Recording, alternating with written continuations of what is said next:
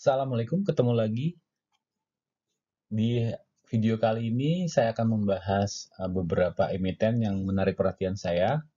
Untuk awalnya saya akan membahas AGII, Aneka Gas Industri Tbk.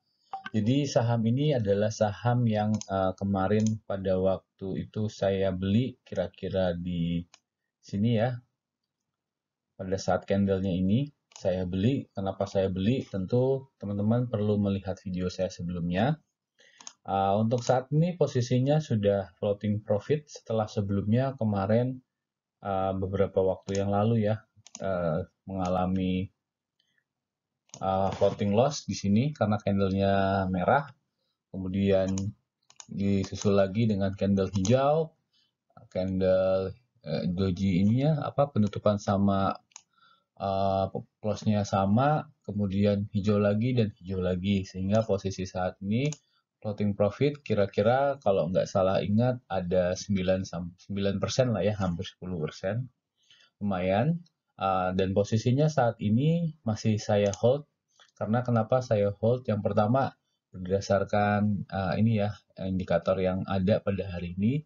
Kalau kita lihat dari bandar detektornya, broker summary-nya sedang ada big akumulasi oleh PD dan AI terutama ya, dibandingkan LG dan CC ini yang jual jumlahnya 3 kali lipat ya, masih banyak. Kemudian CC juga kalah dengan AI. Dengan demikian saya menilai bahwa demand-nya masih cukup besar terhadap saham AGII ini. Kemudian net foreign buy-nya bisa dilihat hijau, bandar volumenya hijau, volumenya juga hijau, tinggi dari MA20-nya jauh sekali ya. Ini nggak jauh berbeda dengan hari sebelumnya, walaupun sedikit ada penurunan. Secara frekuensi juga banyak juga nih yang beli, mungkin ada 2000-an transaksi ya. 2000-an transaksi walaupun turun sedikit, ini sejalan dengan volumenya. Kemudian dari sisi I-nya posisinya masih ada di atas, belum mengarah ke bawah, sehingga saya masih confidence. Dan kalau dilihat lagi dari tren akumulasi bandar dan foreign-nya, ini masih naik ke atas. Kalau dilihat dari MA cross-nya juga ini cross di sini ya, cross di sini MA5 sama MA20-nya, dan jarak MA520 masih cukup sempit ya. Kalau misalkan jaraknya ini terlalu jauh, mungkin agak was-was juga, mungkin bisa terjadi koreksi di situ. Tapi ini kalau saya melihat MA5 dan MA20-nya masih lumayan ya, masih ada jarak yang nggak terlalu besar di sini, sehingga menurut saya potensinya masih cukup ada, masih besar lah, masih ada di situ. Walaupun tidak tertutup kemungkinan esok hari kalau misalkan orang-orang yang membeli di sini akan take profit juga, sahamnya boleh jadi akan tertekan ke bawah. Boleh jadi akan tertekan ke bawah, ada peluang untuk itu. Makanya perlu untuk dipantau lebih lanjut. Kalau kita menggunakan indikator Bollinger Band, bisa dilihat ya, tadinya kanalnya menyempit ya.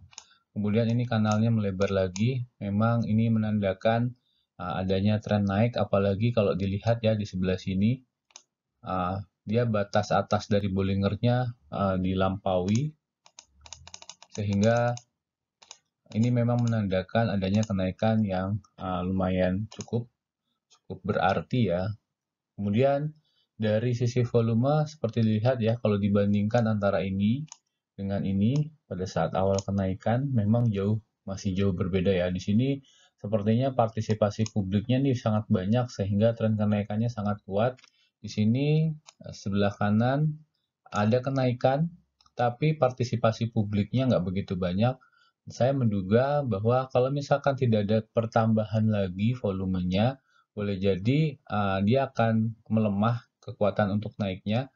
Bisa jadi dia setelah naik, dia akan turun dan sideways, atau naik sebentar dan sideways. Tapi kalau misalkan ada sentimen lagi dan ada kenaikan lagi, berarti akan melanjutkan kenaikannya. Kalau dilihat dari sisi volume ya.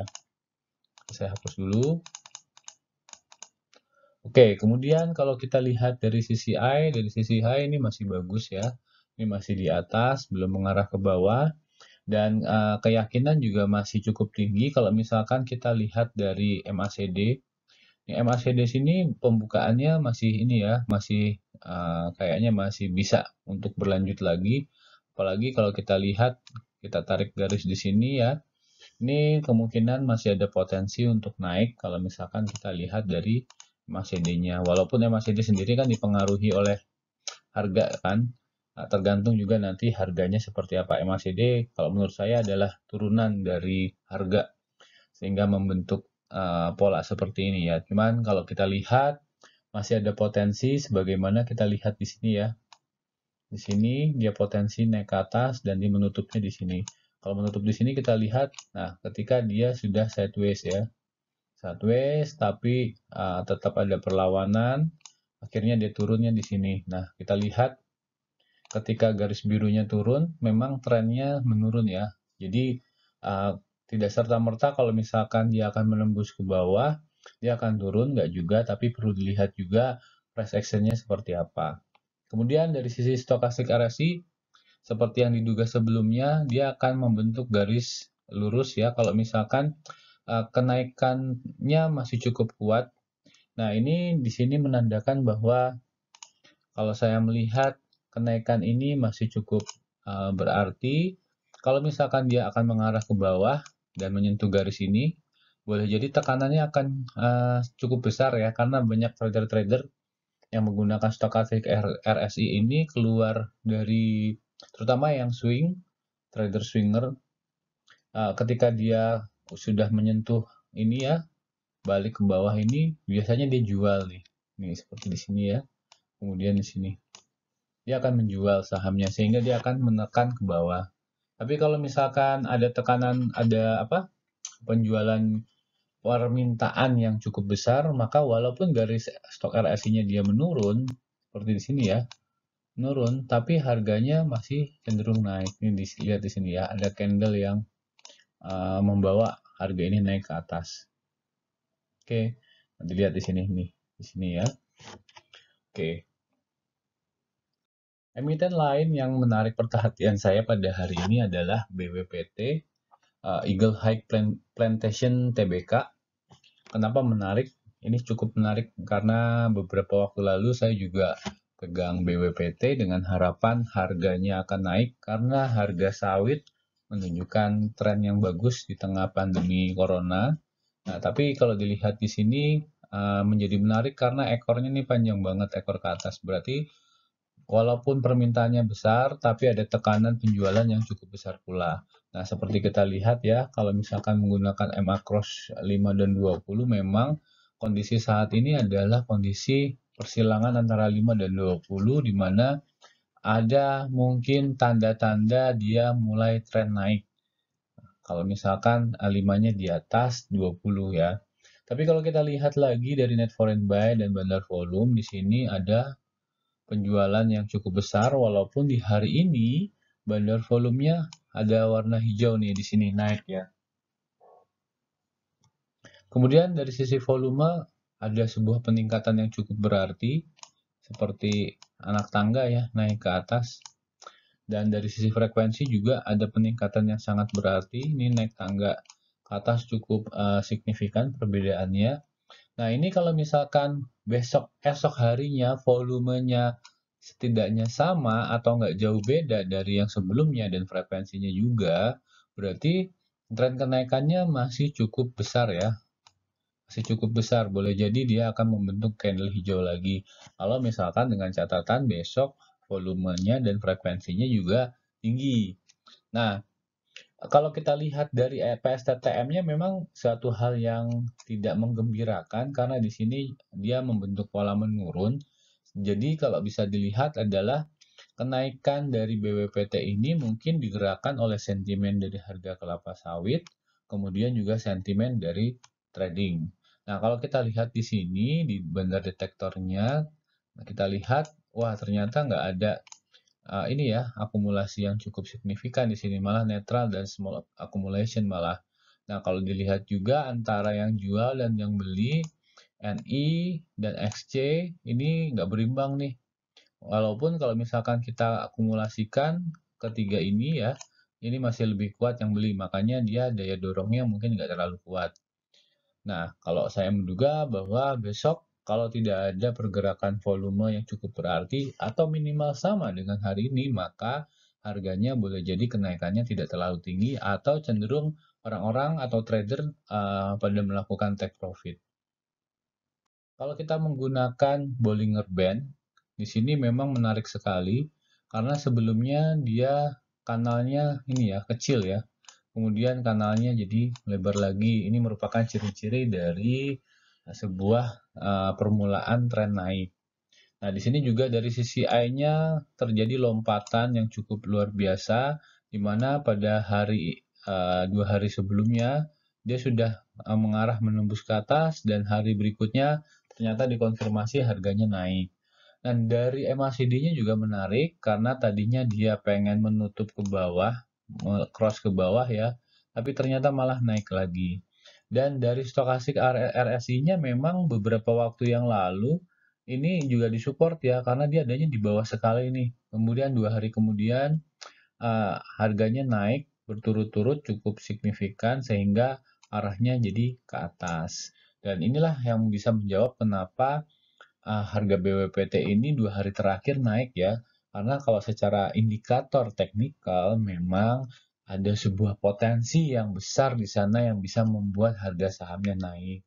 Nah, bagaimana dengan esoknya? Walaupun esok tidak bisa kita pastikan secara akurat 100%, tapi kalau kita lihat dari indikator-indikator yang digunakan, dari RSI, MACD, CCI, nah ini kemungkinan ada potensi masih untuk naik, walaupun kita perlu memastikan dari sisi volumenya ya. Volumenya, kalau misalkan volumenya masih tinggi, dia kemungkinan akan bertahan kenaikannya, tren kenaikannya, dan mungkin saja posisinya masih di atas ini ya, garis batas Bollinger Band-nya atau sejajar dengan garis atas Bollinger Band-nya, belum di bawah. Nah, kalau misalkan sudah di bawah, berarti kita harus melihat lagi sentimen apa yang bisa menggerakkan harga ini sehingga harga saham BWPT ini naik. Kalau dari sisi fundamental seperti kita lihat sebelumnya, net income-nya secara TTM, EPS-nya ya, secara TTM itu menunjukkan penurunan dan ini bukan hal yang bagus kecuali memang sudah ada indikasi bahwa pada kuartal 3 dia akan menunjukkan kenaikan yang cukup berarti. Nah, mungkin teman-teman perlu mencari tahu tuh, mencari informasi tren dari penjualan produk-produk yang dihasilkan oleh BWPT. Apakah ada tren kenaikan yang dipastikan dari mungkin informasi-informasi yang teman-teman kumpulkan dari publikasi-publikasi maupun pemberitaan di sana. Kalau misalkan mengindikasikan adanya kenaikan EPS, berarti itu mengkonfirmasi 2 candle terakhir yang mengalami kenaikan. Emiten lain yang menurut saya menarik adalah ADRO atau Adaro Energi. Kenapa menarik? Seperti saya sampaikan pada video sebelumnya, harga batu bara mengalami tren kenaikan yang cukup berarti. Terakhir saya lihat harganya mencapai, kalau tidak salah saya ingat ya, $218. Sebelumnya $200. Berarti ada sebuah tren kenaikan yang cukup menarik ya. Kenapa menarik? Karena kalau misalkan harga batu baranya tinggi, tentu nanti akan berpengaruh ke bottom line dari emiten ini, di mana nanti net income maupun EPS-nya bisa jadi dia akan meledak gitu ya, naik tinggi, dan biasanya emiten-emiten batubara ini emiten-emiten yang biasa memberikan dividen. Nah, kalau misalkan seperti itu berarti ada harapan bagi pemegang saham untuk mendapatkan bagi hasil atau dividen dari usaha emiten. Nah, kalau seperti itu biasanya ada korelasi nih antara pembagian dividen dengan harga sahamnya. Kalau dividennya tinggi biasanya diikuti juga dengan harga saham yang cenderung untuk meningkat. Nah, kalau kita lihat di sini menggunakan indikator MA Cross 520, memang cross-nya ini udah terjadi beberapa waktu yang lalu ya, awal September ini udah cross nih. Nah, tapi mungkin untuk teman-teman yang megang di kemarin-kemarin ya, kalau kita lihat kan cenderung sideways nih, jadi mungkin trigger untuk masuknya belum ada. Nah, tapi beberapa waktu terakhir di akhir September justru mengalami kenaikan ya, peningkatan ini. Nah, biasanya di sini juga diiringi oleh informasi-informasi di kalangan grup. saham, trader saham, atau investor saham mengenai emiten batubara ini. Dan kalau kita lihat juga dari net foreign buy maupun bandar volumenya, memang tren kenaikan ini diawali atau dipengaruhi oleh net foreign yang mengakumulasi setelah dia membuang, kemudian juga bandar volume yang 3 hari berturut-turut melakukan akumulasi, dan sehingga ini kelihatan dari volumenya juga nih yang arahnya naik ke atas ya, meningkat. Ketika volumenya meningkat, apalagi frekuensinya juga meningkat, maka kenaikan harga sahamnya ini semakin firm gitu ya, naik terus karena permintaannya lebih banyak daripada supply-nya. Nah, ini bisa kita lihat dari broker summary-nya, di mana dilihat ya dari PD dan FS nih, penjual dan pembeli terbesarnya perbedaannya sangat jauh sekali ya. Dengan kata lain, demand-nya ini lebih tinggi daripada supply-nya, sehingga harganya terdorong untuk naik terus ke atas.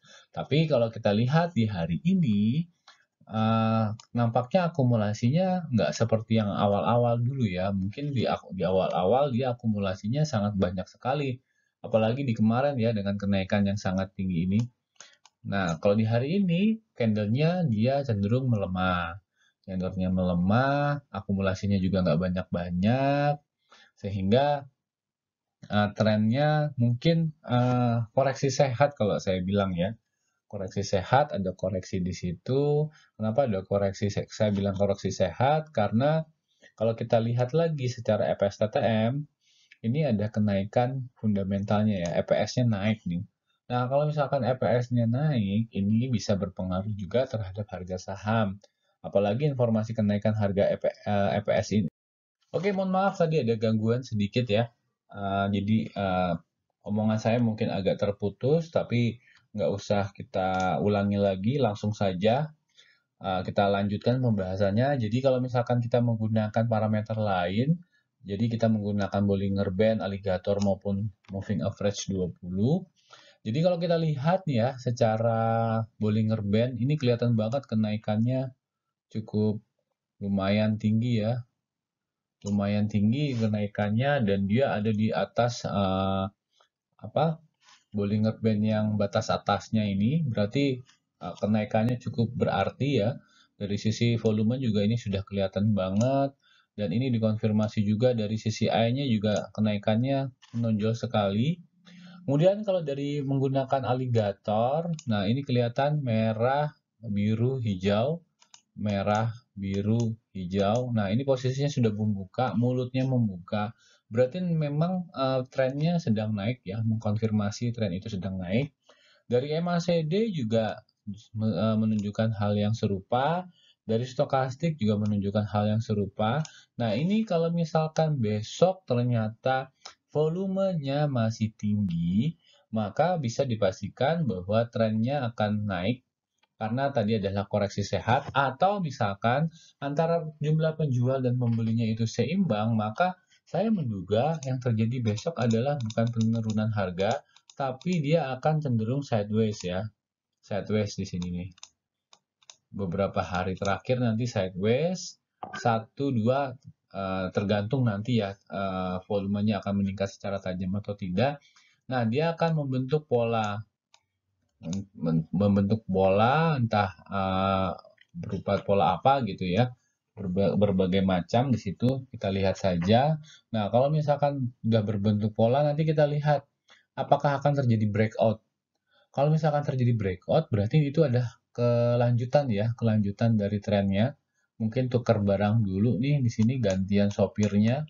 Kalau misalkan sudah seperti itu, nanti kenaikannya lebih bertenaga lagi. Tapi kalau misalkan sopirnya nggak gantian dan sudah ada yang take profit di sini, boleh jadi nanti harganya malah turun. Tapi kalau kita lihat dari sentimen harga batu bara, kemungkinan yang terjadi adalah kenaikan ini terus berlanjut. Karena kalau kita lihat di sini ya, sideways ini cukup lama banget nih kenaikannya. Jadi kalau misalkan kita lihat lagi nanti di broker summary-nya, kita cek ya, apakah ada akumulasi yang dilakukan oleh beberapa broker tertentu yang mereka keep sampai dengan kenaikan yang cukup berarti. Nah, kalau dilihat dari harga sih, kalau kita ambil rata-rata di sini ya, harganya ya adanya di 1.300-an lah rata-ratanya itu. Jadi kalau misalkan mereka tidak cukup puas dengan kenaikan yang hanya puluhan persen, maka harganya boleh jadi akan dibawa sampai harga 2.600. Tergantung nanti ya supply dan demand-nya seperti apa. Tapi kalau misalkan kita pakai perhitungan kasar, maunya kenaikan harga 100%, modalnya 1.300, tentu dia akan mencapai targetnya adalah 2.600 dengan harga rata-rata penjualannya ya di sana ya. Nah, ini mungkin perlu kita sikapi lebih lanjut, kita lihat lagi, monitoring lagi, terutama dari harga batu bara itu sendiri. Kalau misalkan harga batu baranya cenderung untuk naik dan bisa bertahan di atas harga 200, bukan tidak mungkin harganya, tren kenaikannya bisa berlanjut. Tapi boleh jadi tren kenaikan harga batu bara itu dimanfaatkan oleh market mover untuk berjualan gitu ya. Dia sudah ambil di harga bawah, kemudian dia berjualan di harga atas. Boleh jadi terjadi seperti itu. Tidak ada yang tahu, tapi untuk lebih jelasnya kita terus pantau hari per hari, jam per jam kalau misalkan teman-teman mau mengikuti harga DRO ini. Emiten lain yang menurut saya menarik adalah INKP.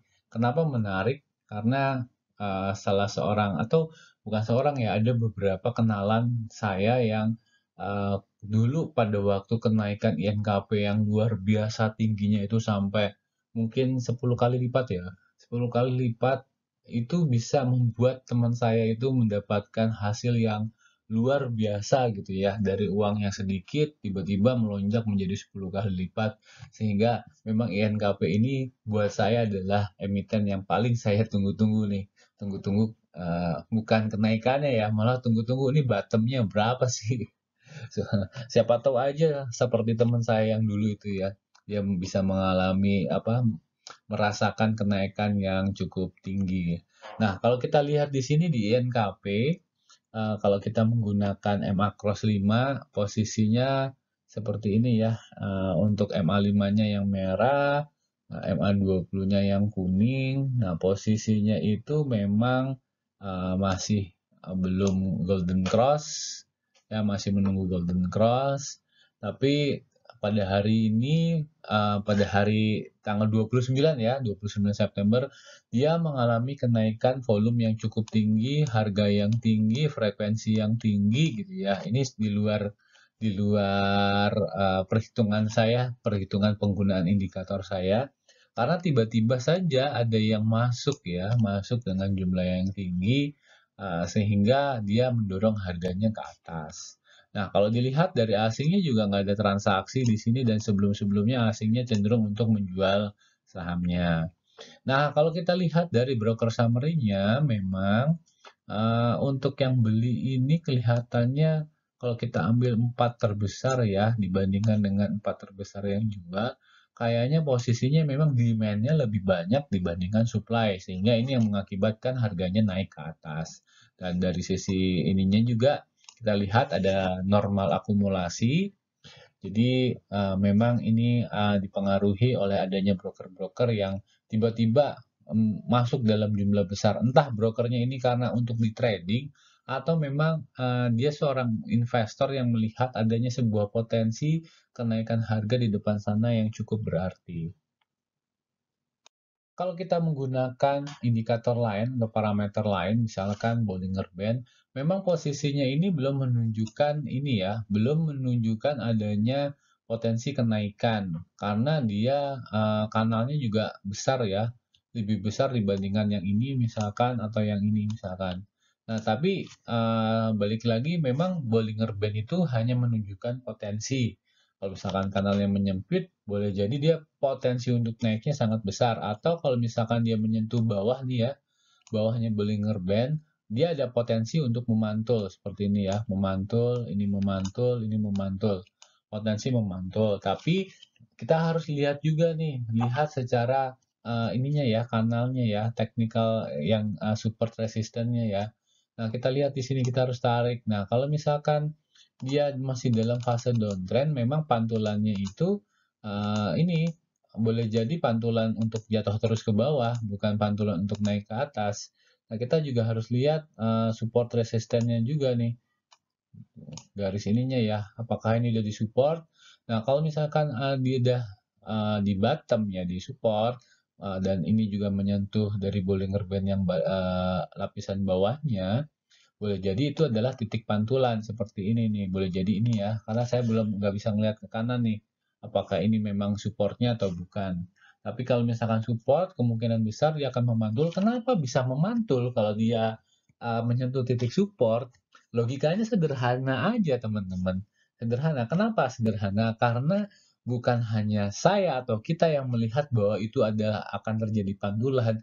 Mungkin beribu-ribu trader yang lain dengan pemikiran yang sama, dengan ilmu yang sama, juga melihat itu. Oh, ini kalau misalkan dia menyentuh titik supportnya, dia akan mantul nih.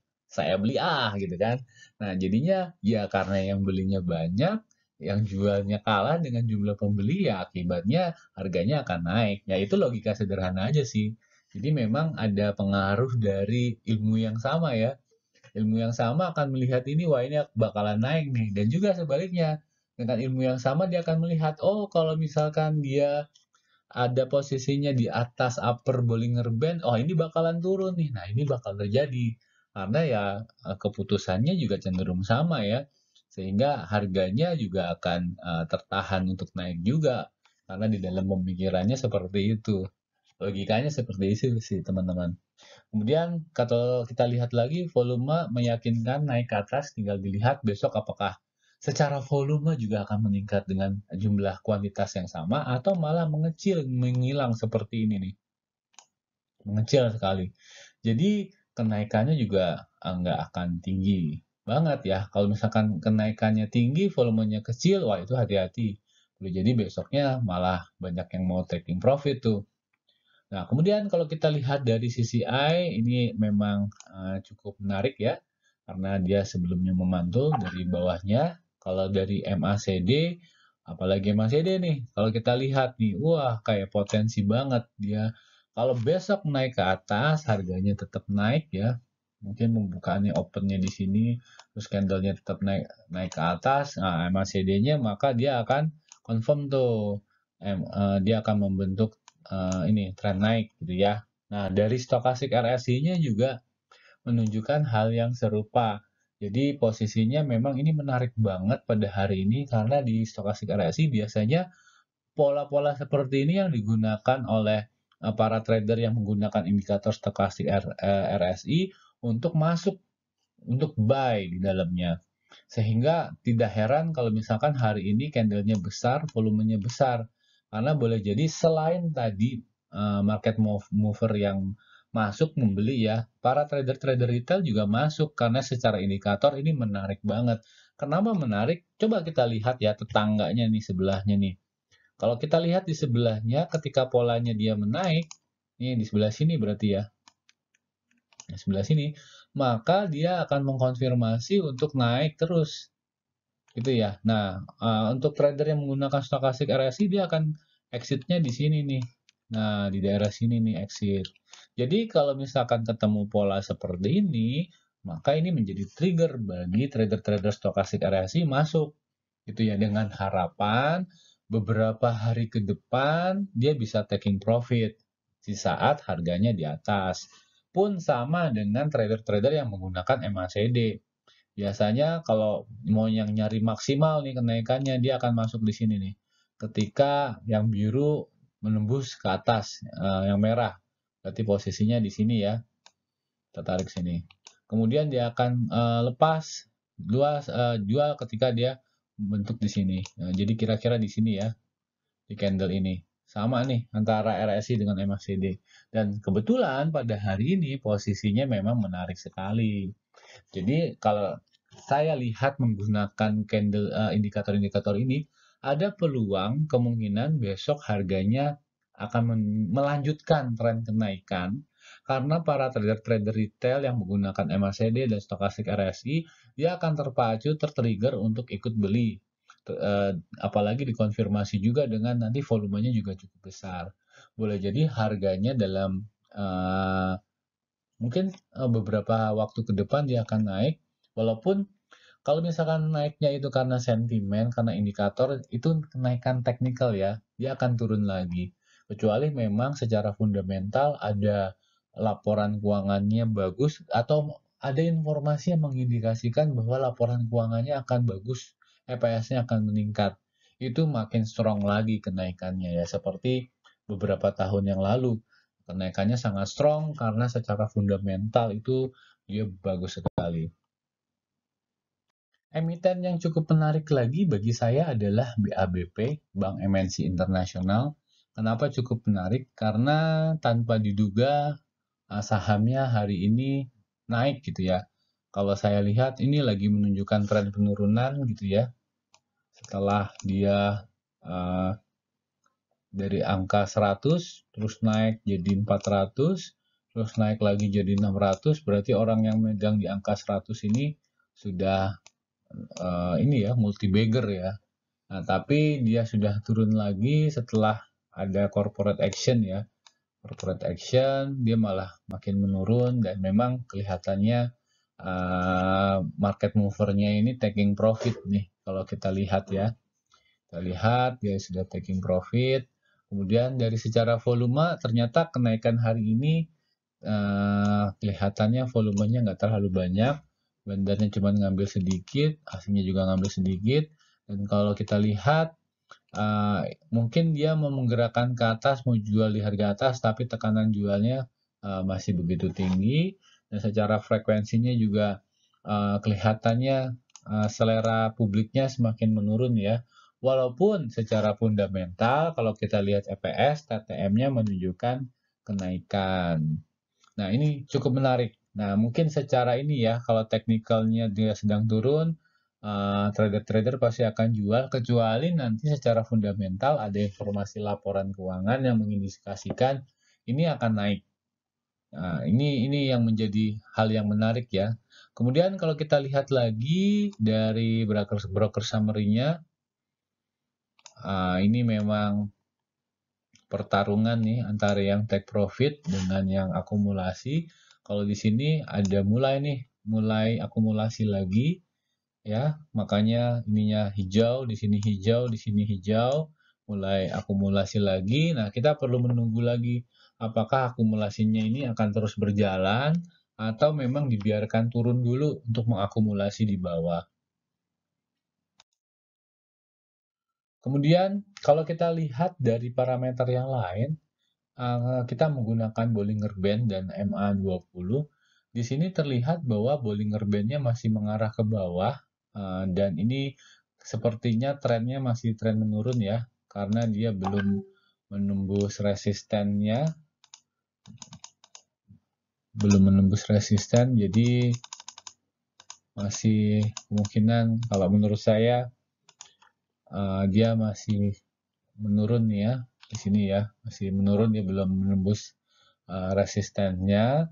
Beda juga kalau Bollinger Band-nya menyempit seperti ini dan dia lagi sideways, maka potensi naik ke atasnya peluangnya lebih besar dibandingkan kalau Bollinger-nya menyempit di sini ya. Menyempit di sini ya, belum tentu, belum ada kepastian atau peluang untuk naiknya masih tidak lebih besar dibandingkan kalau misalkan dia lagi sideways dan menyempit. Nah, cuma kalau kita lihat lagi dari segi CCI, memang ini menarik banget karena posisinya lagi di bawah. Tinggal menunggu bottomnya kapan gitu ya. Tinggal menunggu aja. Dan secara volume juga belum mengkonfirmasi adanya pembalikan. Kemudian dari sisi MACD ini mengkonfirmasi memang sedang terjadi tren penurunan. Di mana garis birunya belum menembus garis yang merah. Ini mengkonfirmasi. Kemudian dari stokastik RSI-nya, ini karena hari ini ada kenaikan, maka ininya sedikit terbuka ya. Tapi kalau saya duga stokastik RSI-nya, kalau dari tren penurunan memang kita harus mengkonfirmasi dulu 1-2 candle untuk melihat apakah terjadi pembalikan atau tidak. Kalau misalkan masih belum ada indikasi itu, maka saya menduga memang trennya tidak usah kita lawan. Saham satu lagi yang akan saya bahas adalah saham Buka atau Bukalapak.com Tbk. Kenapa ini menarik? Karena saya tidak menemukan data bandar detektornya ya. ini kenapa nggak ada informasinya? Apakah karena internet saya atau karena sesuatu atau gimana saya nggak tahu. Tapi ini jadi hal yang menarik buat saya karena saya juga tadi membaca ternyata Bukalapak ini salah satu emiten yang menurut saya cukup unik karena dia masuk ke beberapa indeks sekaligus ya walaupun dia baru nih. Cuman udah masuk indeks apa gitu. Sehingga kalau misalkan masuk indeks berarti dia kan dipantau oleh manajer investasi besar ya. Paus-paus nih yang memantau nih sehingga itu mempengaruhi likuiditasnya juga. Kalau kita masuk maupun keluar itu lebih gampang karena dia liquid. Nah, kalau kita lihat di sini, ini kan informasinya memang belum lengkap ya, karena ini kan perusahaan baru IPO. Tapi kalau kita lihat dari tren foreign flow sama Bandar Movement-nya, Bandar Movement tuh dia sampai sini nih. Sampai sini dia keluar nih, ya, karena banyak yang keluar kan. Tapi dari tanggal 15 September atau pertengahan bulan September ini, trennya malah naik. Kalau asingnya dari jauh-jauh hari dia sudah naik mengakumulasi, gitu kan. Nah, kemudian dari volume memang dia lebih tinggi dibandingkan MA20-nya, ini cukup menarik. Kemudian dari frekuensinya juga ada peningkatan di sana. Kemudian dari sisi I-nya buat saya ini belum menarik karena posisinya di tengah ya, bingung mau kemana arahnya. Saya kalau misalkan menggunakan informasi seperti ini nggak bisa mengambil kesimpulan apakah untuk keluar atau masuk atau gimana, nggak bisa. Kemudian kalau misalkan kita menggunakan indikator yang lain, misalkan Bollinger Band dan MA20, memang posisinya ini menarik banget nih. Dia kanalnya menurut ini ya, menyempit ya, kanalnya itu menyempit. Ini sebuah potensi. Tapi kalau kita lihat dari volumenya, memang dia di atas MA20, cuma candlenya merah. Ini menandakan memang potensi untuk kenaikannya masih menunggu nih, masih menunggu. Kita kita belum bisa melihat siapa yang mau menggerakkan ke atas. Karena kalau untuk menggerakkan ke atas membutuhkan dana yang tidak sedikit. Karena di Bukalapak ini kalau nggak salah market markupnya itu gede banget ya. Jadi butuh dana sampai mungkin triliunan kali ya untuk bisa menaikkan harga Bukalapak nih dari 850 sampai taruhlah di 1.700 gitu ya. Sampai 1.700 nih butuh kerjasama dari berbagai macam paus untuk menggerakkan harga ke atas. Tapi enaknya adalah ketika dia liquid, kita mau masuk atau keluar tuh gampang banget. Mau beli di harga berapa aja, supply-nya ada gitu kan. Beda kalau misalkan kita ambil contohnya emiten saya yang kemarin itu adalah AS, salah satunya ya. Dia ketika tren naik, likuiditasnya banyak, tapi ketika turun hilang langsung. Harganya langsung HRB. Walaupun transaksinya di situ nggak terlalu besar. Nah, kalau misalkan likuiditasnya tinggi, nah enak tuh. Mau keluar di harga berapa aja ada yang menampung gitu ya. Karena likuiditasnya tinggi. Nah, kalau menggunakan MACD ini belum kelihatan. Tapi kalau dilihat di sini, MA12-nya yang merah, 26-nya yang biru ya. 12-nya yang merah, 6-nya yang biru berarti posisinya kayaknya divergen ini ya kalau dilihat-lihat ya. Seharusnya yang merahnya di atas itu ya. Merahnya di atas, birunya di bawah. Baru nanti kalau misalkan turun ke bawah, merahnya di bawah, birunya di atas. Nah, ini terbalik. Berarti ini menandakan kalau menurut saya sih nggak tahu benar apa salah ya. Ini divergen nih. Walaupun data kita nggak lengkap. Tapi kalau kita menggunakan stokastik RSI, dia posisinya itu malah lagi turun ke bawah ya, waktu posisinya jual nih. Tapi ini kan informasinya nggak lengkap nih karena baru IPO, jadi memang agak tricky juga sih ya. Mungkin kalau kita mengharapkan kenaikan harga saham yang langsung seketika, sehari dua hari kita beli langsung naik, menurut saya sih rada susah nih ya kalau di sini, kecuali kita memang horizonnya jangka panjang dan yakin bahwa emiten buka ini bakal mengalami pertumbuhan yang eksponensial yang bagus ke depannya karena memang kan makin ke depan itu zaman teknologi ya. Iman teknologi boleh jadi misalkan beberapa tahun ke depan dia eh, malah berbalik untung dan untungnya besar gitu ya, sama seperti apa ya, sama seperti Google kali ya. Google atau Microsoft atau Amazon ketika beberapa tahun kemudian malah besar. Nah, kalau misalkan informasi yang kita gunakan di sini kayaknya masih kurang sih. Kalau bagi saya ya, nggak bisa memprediksi dalam kurun waktu dekat ini kira-kira naik atau turun gitu. Oke, demikian dari saya. Terima kasih banyak telah menyaksikan video saya. Sampai jumpa lagi.